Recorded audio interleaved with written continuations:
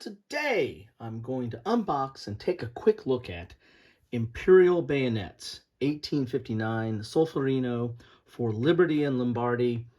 This is from CSL Games, and also includes a bonus, Reorgamento, I always mispronounce that, which is a bonus game. It is the Long Century Operation series from CSL Games. I think I said that right. And I've got a little bit of an introduction to how I came about this, right? Because, I'm not the world's largest YouTube channel. I know. I hope you're all sitting down for that. And it's actually come to my attention over the last, 2, 3, 4 weeks that I'm too small for publishers to take interest in my efforts, and that's really not the reason why I do this. I don't do this just for I don't do this for the money, of course, because I don't have Patreon or anything like that, and I also don't do this for fame and fortune, because there's really not a lot of fame in this. I do this for the passion. I do this for a way to explore my interest in gaming, and more specifically wargaming. And I also started doing this by, with the intent to reach out to other people, that might have like-minded interests, and to find other publishers and to explore what the war game space looks like, and the gaming space in general, which includes hobby games and role-playing games, but more specifically the wargaming space in general. And so through that, I've connected with several great people and great publishers, and I'm always looking to make more connections. And this was a happenstance connection. The publisher of this game, Ray Weiss, he actually saw a video when I went to Complete Strategist in New York. I always go to the Complete Strategist when I go to New York if I have time. And he put a comment in that video saying, "Hey, I was going to check on my games there, and you saved me a trip because I saw him on the shelf." And I started up a little bit of a correspondence with him and said, I'd be interested in covering his game. I've heard about CSL Games, and I've seen them from time to time and watched what other people have said about them, but I've never explored them myself. So over several months, actually might have been a year by now, when we first contacted, I finally said, "Hey, is there anything you want me to cover on my channel?" And he said yes, and he sent me this. This is his latest release, and Imperial Bayonets is based on I think this is the second in the series. I believe there was an earlier one dealing with the Sedan, 1870 Sedan, and but this is his latest and greatest, and it, of course, is a bonus. It's got 2 games. Anytime you get 2 for 1, sign me up. So anyway, so that is my introduction. This game came to me from happenstance. I think CLS is a relatively small publisher. I think they've gone through some different ways of publishing. I think they were affiliated with Blue Panther at one time. I've covered a lot of Blue Panther games and games from other publishers that use Blue Panther. And I think he's has found yet another way to get his games out there. So I thought this was worth a look, and it's something that I wanted to explore. And my only advice there is, don't let anybody tell you you're too small. Just keep doing what you love, keep doing what you want to do, and that's what I'm doing. And I handle rejection well. That's a whole nother story. Anyway, back to the game. Sorry for that long introduction, but I thought it's important for me to, when I'm exploring new games and exploring new publishers, to give you a little bit about, my perspective and how I go about looking at this business. And I think wargaming hobby is at an all-time high. I think we've got so many great offerings now, but I think there's always room for new publishers and new perspectives and new ideas. So there you had it. That's my soapbox. I'm getting down off it, and I'm going to start reading this. Imperial Bayonets, 1850 Solferino for Liberty and Lombardy. While 19th century military history is usually noted for Napoleonic campaigns, at the start of the century, nearly all of Europe experienced a plethora of revolutions and rebellions between the Napoleonic Wars and the Great War. After Waterloo, the Allied powers had problems trying to put the liberal ideals of Napoleonic governance back in the theoretical bottle. Once people experienced life under French liberty, not many were interested in going backwards because all of this underlying tension, the conservative regime of Austria had been on a nonstop war footing, dispatching soldiers to any areas of social unrest within the empire. The ideals of a French Revolution provided inspiration for what would become the Riorgimento, man, I always butcher that, and the unification of the whole country of Italy. In 1859, both Venice and Lombardy were Austrian possessions, much to the displeasure of the Piedmontese and their immediate west. Taking place during the second Riorgimento of 1859. I'll get it right one of these times, right? Or maybe not. This evolution of the Imperial Bayonets series features the battles of Solferino, Magenta, and Montebello, and includes a bonus campaign using the Long Century Operations series rules. See, I'm not familiar with this Long Century Operations series rules. I would like to see what else is in that series. It says it's a series, so there's got to be something else, right? The new Imperial Bayonet series rules are backwards compatible with previous games in the series. So there we go. So I got 2 series in one box. You got to like that. So Solitaire is 8 out of 10. Weight is 6 of 10. That's for Imperial Bayonets, and for Long Century Operations series, Solitaire is 9 out of 10, and weight is 5 out of 10. So a little bit easier game and hopefully easier to Solitaire. I don't know if there's any Solitaire-specific rules in this game or in either of these games, or if it's really just playing it two-handed and there's no hidden information. Not sure. But tell you what, I'm going to do this unboxing so you guys can see the components. I'll give you my thoughts, and then I'm going to try to get it to the table at some point in the near future. And then we'll talk about it again. We'll revisit it. How about that? So box is okay. It's not a super thick box, but it's fine. It's there. Here are the Imperial Bayonets exclusive rules for 1859. And then we're going to have the series rule book for Imperial Bayonets. And then we have the series rules. Now here's the series rules for Long Century Operations, and then we're going to have the specific rules for Risorgimento. Man, what is wrong? I need my coffee with Kilroy to get me started today. So those aren't that long. So we've got 4 rule books here. I'll turn to those. I normally do turn to those now, but I wanted to kind of get to the bits because I think the bits. I think you're going to be impressed with the bits. So this is the turn track and the unit track, like if your unit's awaiting recovery and permanently eliminated units, and your general turn track. This is for Solferino, and this is good, thick card stock. So this is good player aid type stuff, something you would expect. Here's the one for Magenta, same kind of turn track and unit displacement or unit placement area. Montebello, very good thick there. And then we have, this looks like it's the Imperial Bayonets. This is some of your key charts you're going to need, what you would expect for this time period. Bombardment, shock, cavalry, combat results, combat reference, terrain effects and modifiers. And again, good thick cardstock, single-sided, so you can keep that off to the side of the maps. And then here is the chart for the Long Century Operations series. See what I did there? Here's your sequence of play, surrendering fortress, consequences of battle, mobilization, satisfying loss points. So since it says operation in the name, this is more operational level. This is going to be more tactical, dealing with specific battles, and this is more operational.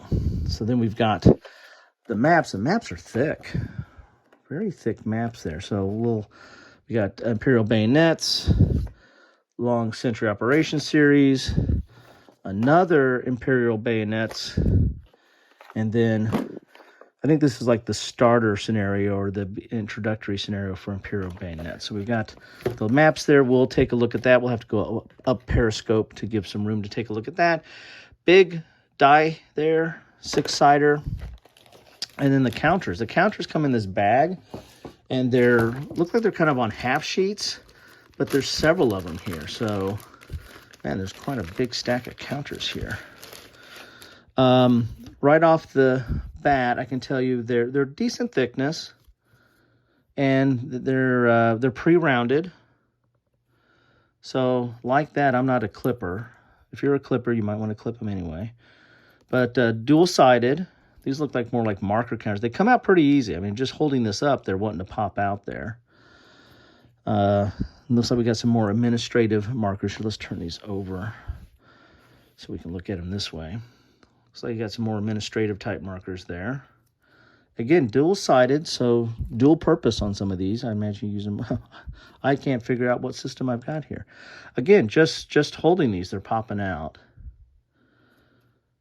So very nice. Oh, just putting them down, they're popping out. I gotta be careful. These are Solferino markers. Again, there's 3 different scenarios in here. Now we're getting to the good stuff. So these look like these are upside down. That's what these look like. All right. So you got some of your leaders there. There's Napoleon III. And these are dual-sided as well. So maybe you have a reduced side. Looks like the numbers change. So you have some kind of reduced size. I don't know if there's a step system in this or not. Morale. Usually period anything around the Napoleonic and shortly thereafter usually has a keen emphasis on morale. So it looks like we got some morale markers there as well. And here's some more counters here. Again, double-sided. Quite a few counters here. I know they're half sheets, but even if they were full sheets, you're probably going to have a lot of counters here. There you go, man. So there's a lot. This is not a super thick box, but there's a lot in this box. Which begs the question, after I bag these counters, I probably can't put a counter tray in there, but after I bag them, will I be able to get everything back in there? I'm kind of a stickler for that. Here's some, looks like these might just be strength markers or something like that. And we got these are printed sideways or half sheets the other way. Cool. And these might be the operational. So those counters might be the operational. I keep on forgetting there's 2 different systems in this box. Alrighty. So let's got that there. Let's look at the rules real quick, and then we'll finish up with the map. So this is the long operational series rules, which are not that long. They're 16 pages, but you got some developer notes on the back here. So really only, it looks like more like 15 pages. It's color, and it's single page, so longer, paragraphs that take up the whole page, or the full left to right, not columns. Explanation of the units there. Yeah, so those are those last ones we looked at are the units for the operational series. So you got command limits, so the leaders and headquarters are going to be important here. Fortresses and sieges are going to be important in this game. Stacking, zones of control, all the stuff we love. Line of supply, so operational, so we're going to have supply, and we're going to have a depot line of sight. Here's a sequence of play. March action. This does not look that complex. So cool. So I can't wait to get in that. Then these are the specific for the scenario that's at hand. And these are only 8 pages here. And so really this system looks relatively accessible, is what the term I like using, because that means, for me at least, it means you can get right into it. So here is the series rules. Oh, color on the back there, very nice. So these are 15 pages, but really not even that. It's really only 14 pages, and 14 pages optional rules and designer notes, so really only 13 pages. That's not a lucky number, but it's only 13 pages. So here are the series rules, and again, we have color again, talking about some of the units there and the leaders. We've got stacking and command and initiative check and line of communication, line of sight, disruption, demoralization. Again, this is more tactical or grand tactical. Here's your sequence of play, administrative segment, recovery. Again, the rules aren't that complicated. I mean, you have a section, and the sections aren't that long. So here's march orders, command, and different subsections of command. Not that complicated. Here's combat. And combat's on page 11 and goes to 13. So, yeah, 3 pages of combat. Who cannot live with that, right?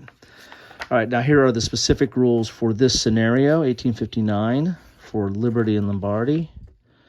Lombardy. Historical background, exclusive rules. Yeah, I think this is relatively digestible for me. You got the different scenarios in here too, so you're going to have the setup in here. So this is basically kind of your setup book too, or scenario book for those 3 different scenarios. So there you go. So far, I'm liking what I'm seeing here. As I said, I don't know much about this game company, but I have to say, pretty good quality, knowing that it's not a huge enterprise, because these maps are good, thick quality, and what you would expect from any of the other big boys. So this is part of the Solferino map.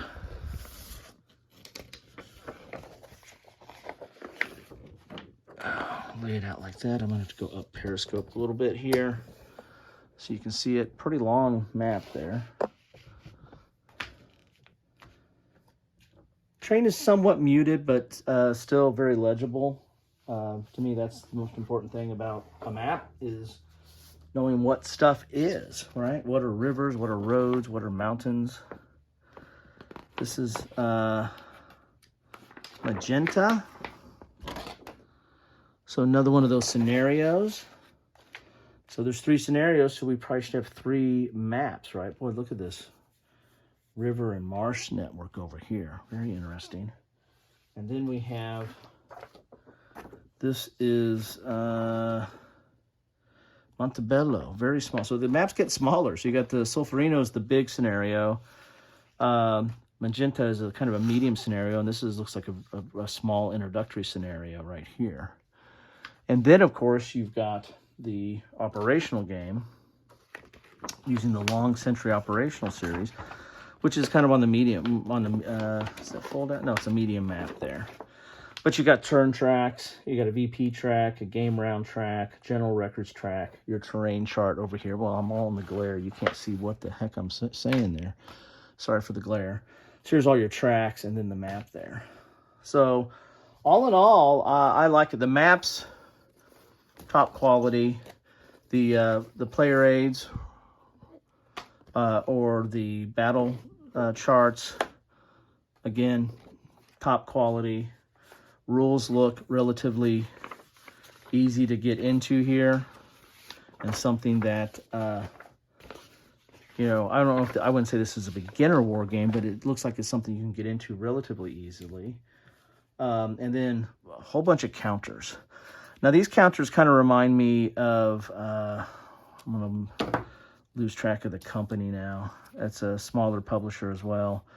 It will come to me in my my advanced stage. So they look like they're kind of the glued on counters a little bit and then punched. Golly, what's the name of that company? Anyway, Walker's, one of Walker's company. Walker has a couple of different companies. I think it's one of those companies. Anyway, otherwise, everything looks good here. So color me impressed. I want to thank Ray for getting this to me and giving me the opportunity to take a look at this. Now I need to get to the table. Hey, I got it on the table. Why don't I just play it right now? Well, I need to read the rules, punch the counters, and then set it up and then get some gameplays in. I don't know which one I'm going to start with first. I might start with the smaller tactical scenario and work my way up. But I need to get that, and then I'll come back to you all with my thoughts on it. But in the meantime, if you've played this or played any of the CSL games or have any comments about it, feel free to drop those in the comments down below. Just keep it civil. Thanks all. Take care.